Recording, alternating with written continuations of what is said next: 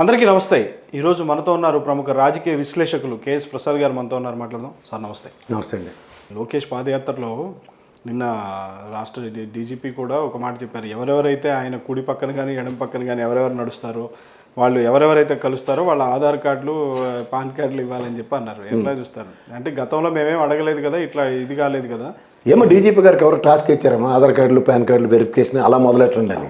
ఇప్పుడు మీ వెనకాల తిరుగుతున్నాను కెమెరామెన్కి ఆధార్ ఉందా లేదా, ఇక్కడ నేను వచ్చిన మాట్లాడినాడికి నాకు ఉందా లేదా అని ఇలా కూడా చర్చిస్తారు రాబోయే రోజుల్లో. అవకాశం ఎవరు ఇచ్చారు? ఆధార్ కార్డులు ప్రామాణికం అయితే ఈ పాదయాత్ర మొదలెట్టిన రైతులు రెండోసారి పాదయాత్రలో ఐడి కార్డులు అడగానే అదే ఆధార్ కార్డులు అడగానే పరారు. నెక్స్ట్ నుంచి యాత్రలు లేవు కదా. పాపం తిరుపతి దగ్గర ఒక్కడే చెత్త చెత్త నడుచుకుని పోతుండే ఒక్కడో ఆయన. నీకు అర్థమవుతుందా? సో ఎప్పుడైతే ఇది ఒక లింక్ పెట్టారనుకోండి, ఒరిజినల్ వాడు ఎస్ నా దగ్గర ఆధార్ కార్డు ఉంటుంది, జేబులో ఉంటుంది రెడీగా తీసిన ఇస్తా. అలాంటి నడిచాడు అనుకోండి ఏం పోతుంది? ఆధార్ కార్డు వాళ్ళ ప్రామాణికం ఎలా ఉంది, లేకపోతే పాన్ కార్డు ఎలా ఉంటుంది, ఒక identity for the respective person they can show it.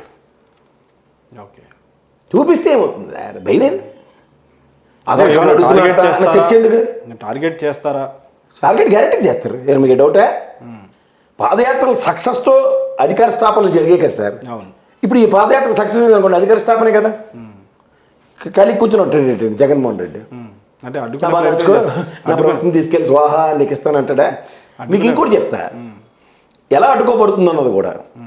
175 నియోజకవర్గాలు రాయలసీమ నుంచే కదా మొట్టమొదటి ఆయన కుప్పం నుంచి. కుప్పం రాయలసీమ పరిసర ప్రాంతాల్లో 3 సీట్లు వీళ్ళు గెలిచారు. ఒకటి హిందూపూర్, ఒకటి కుప్పం, ఇంకోటి ఆయన పయ్యాల కేశవ్ గారు గెలిచింది ఉరవకొండ. ఈ 3 తప్ప మిగిలినంతా వైఎస్ఆర్సీపీ ఎమ్మెల్యేలు.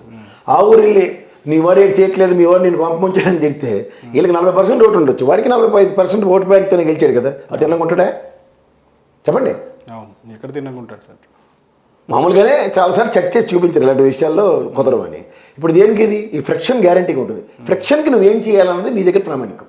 ఓకే, నేను నన్ను అందరూ ప్రామాణికాలని ఏదైనా అపహాసం చేయొచ్చు, కానీ ప్రామాణికం ఉన్నది పాటిస్తే దట్ ఈస్ నథింగ్ బట్ మన ఇంటికి పునాదులు అనేది. ఓకే, అప్పుడు ఏమవుతుందంటే గాంధీవాదంలో మనం వెళ్తున్నాం అనుకోండి, లెంప కొట్టాడు అనుకోండి, ఇంకో లెంప చూపిస్తే అది ఖచ్చితంగా చేయరు అది కొట్టడానికి. హత్యని నువ్వు కొట్టగలవు, నేను కొట్టగలను, అదే కదా పవన్ కళ్యాణ్ ఆవేశం. చెప్పుతో కొడతానంటే ఏమవుతుంది?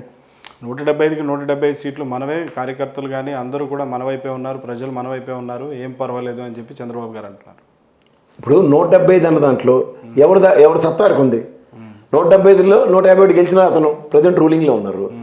175కి ఏం చేసిన వాళ్ళు 23తో వీళ్ళు నెక్స్ట్ 175 ఏం చేస్తున్నారు. ఇప్పుడు ప్రజెంట్ బతికి బట్టకట్టాలా మనం అక్కర్లేదా? మనం ఇవాళ పాదయాత్ర సక్సెస్ అనేది ప్రామాణికం. This is what he has to do. 110 నియోజకవర్గాల పైచీలకు నడుస్తున్నాడు ఆయన. 110 నియోజకవర్గాల్లో తెలుగుదేశం ఉనికి ప్రస్తావించబడుతుంది. అట్లీస్ట్ 40% ఆయనకున్న ఓటు బ్యాంకు రెన్యూవల్ అవుతుంది. ఎస్ మా కోసం ఒక వ్యక్తి వచ్చాడని. సో దీన్ని బేస్ చేసుకున్న ఉన్నప్పుడు మిగిలినవి ఏం చేయాలన్నది చాలా ఇంపార్టెంట్. ఇప్పుడు నేను అదే నా విశ్లేషణలు ప్రతిసారి చెప్తుంది అదే. 175 నియోజకవర్గాల్లో ప్రతి నియోజకవర్గం ఒక యూనిట్ కింద చేయండి. నా ప్రభుత్వం ఉన్నంతకాలం మీకు ఏ విధమైన ట్యాక్సెస్ కానీ ఏమీ పెంచకుండా మిమ్మల్ని మా చేతనైన సుపరిపాలన ఇలా చేసాం.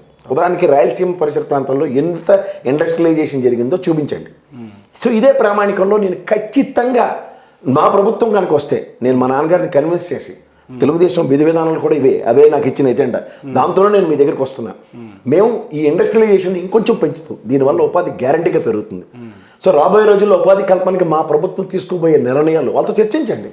స్థానికంగా జగన్మోహన్ రెడ్డి గారు 75% ఇస్తానన్నారు.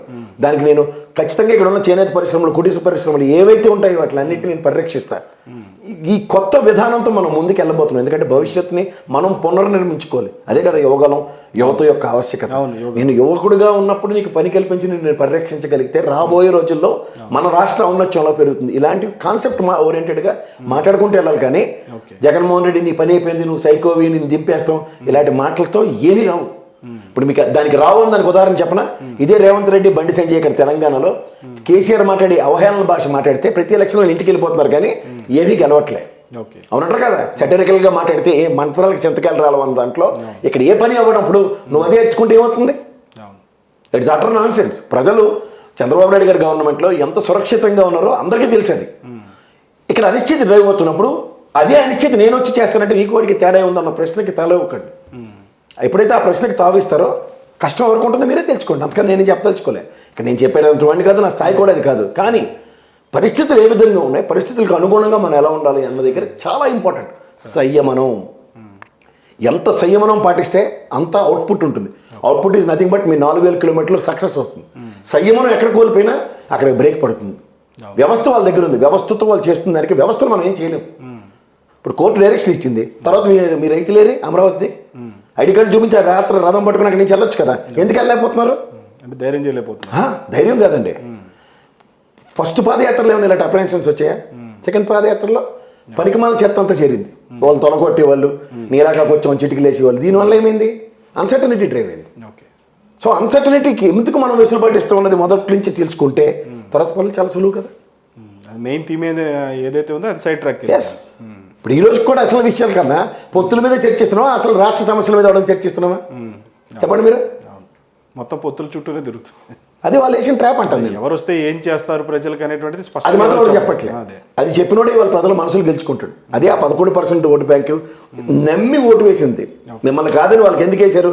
11% దగ్గర ఏదో ఇతను వచ్చి చేసేస్తాడు, అదే ఒక్క ఛాన్స్లో నాన్నకి తిరగబెట్టేస్తాడు అనుకుని అవకాశం ఇచ్చారు.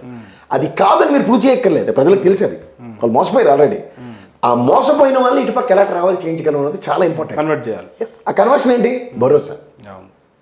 అదే కదా నాన్నగారు నడిచింది, చంద్రబాబు నాయుడు గారు నడిచింది. మీకోసం అన్న యాత్రలో మీకోసం నేను వస్తున్నానంటేనే ప్రజలు ఖచ్చితంగా అట్నుంచి ఇటు ట్రాన్స్ఫార్మ్ చేయగలరు. ఆ ట్రాన్స్ఫార్మ్ ఎలా నిలబెట్టుకున్నామంటే మనం నిలబెట్టుకోలేకపోయాం. మళ్ళీ ఆ ట్రాన్స్ఫర్మేషన్లో తీసుకెళ్ళాలి వాళ్ళని అంటే భరోసా చాలా ఇంపార్టెంట్. కష్టాలు ఉన్నారు ప్రజలు, నిత్యావసర వస్తువులు రేట్లు పెరుగు అని. మేము వచ్చి ఖచ్చితంగా మీకు ఒక దీనికి ఇది చేస్తాం అన్నది చెప్పగలిగినప్పుడు మాత్రం డెఫినెట్లీ పాదయాత్ర సక్సెస్ అవుతుంది. Thank you very much sir.